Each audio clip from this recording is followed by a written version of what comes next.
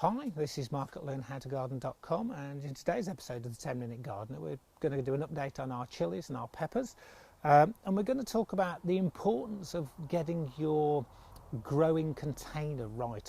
Peppers are one of the most popular things to grow on balconies, on our decks, in containers, and I think it's that people have to get that really important balance right between containment and constraining something. And if you get it wrong, then you really won't get the most crop, you won't get the most benefit from what you're growing.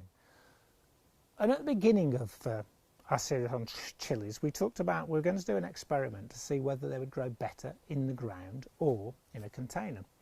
And in a second I'll show you that comparison, but before that, what I want to show you is why it's important to get your container size right.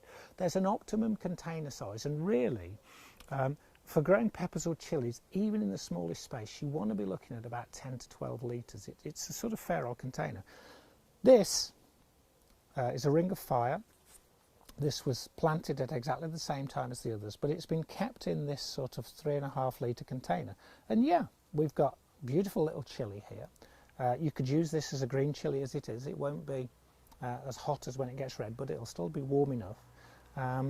And while we're talking about this, if we're focused, I'll no doubt be reiterating this later, but a chilli is not evenly hot throughout its length. Around the shoulders here, it's always warmer because the heat in the chilli tends to come from those white ribs between the seeds. So around the shoulder you'll always get more heat. So it's quite a small little compact plant, still quite a lot of flowers on it, but quite tiny.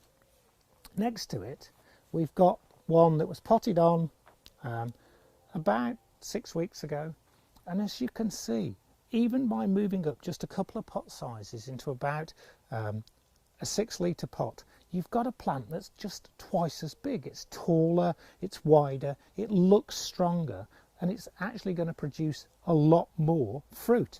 Again, we already have fruit on this chilli. So this is our medium chilli, and you could grow it for the whole of its life in this pot as long as you fed it and watered it quite well, and you'd get quite a nice crop. But what I would recommend is trying to get it into really a 10 litre pot is what I think is the minimum size. This is in a 10 litre pot, smothered in chilies. You could start picking these and using them already. Smothered in flowers, it's going to have lots on. It's only the 1st of August and she's a real beauty. But if I just pick up this one and show you, that's the difference. That's the difference between containment, growing in a container to contain it, and constraining it. This is too small. It knows it doesn't have enough space to grow. It knows it doesn't have enough space to be a big plant. So what it does to protect itself for survival, it starts to produce seed.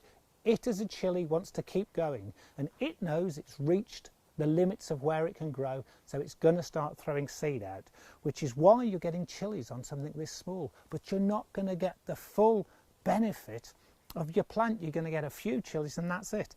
And to be honest, the actual space that this pot takes up compared to this, because it's a taller pot to give you your volume, is only about twice as much. So look for some tall pots. You don't want dumpy ones if you're growing in balconies or if you're growing on your patio. You want the depth from them. It's still going to require feeding, and again I would recommend a high potash feed for this, exactly the same as your tomatoes. You know, you can get very sort of geeky about what you should be feeding them with, but I think a week tomato feed twice a week is brilliant, and it will give you huge amounts of chilies.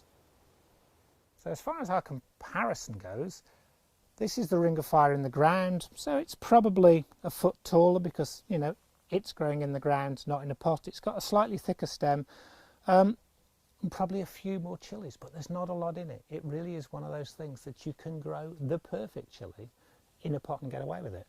If we just focus down here in front, this is a quite warm pepper, but it's more of a sweet pepper, and as you can see, that's well on the way.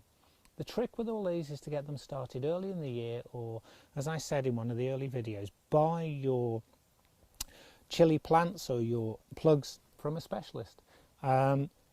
If you're growing the very hot ones, like we're growing Dorset Naga and the sort of habanero Trinidadian 7-pot, don't expect many chilies on those yet. They're much slower, they take a lot longer to grow. The plants won't look quite this tall and lush, but you know, they'll make up for it in the end.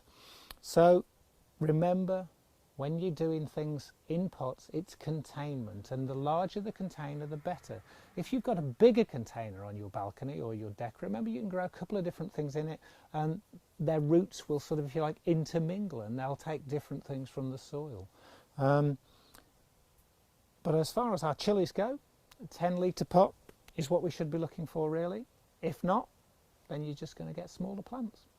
I hope that's been of some interest to you. If you're not already on Learn How to Garden, there's a link below this video. You can just hop over and subscribe. That gets you our monthly email. No, it doesn't get you a monthly email. In fact, it does get you a monthly email. It gets you a monthly newsletter, but we send you an email to tell you that it's out. Anyway, if you think that might be of some interest, hop over. If not, we hope to see you back here on YouTube, and thanks a lot for watching. And that's Mark at the 10 Minute Gardener saying bye for now.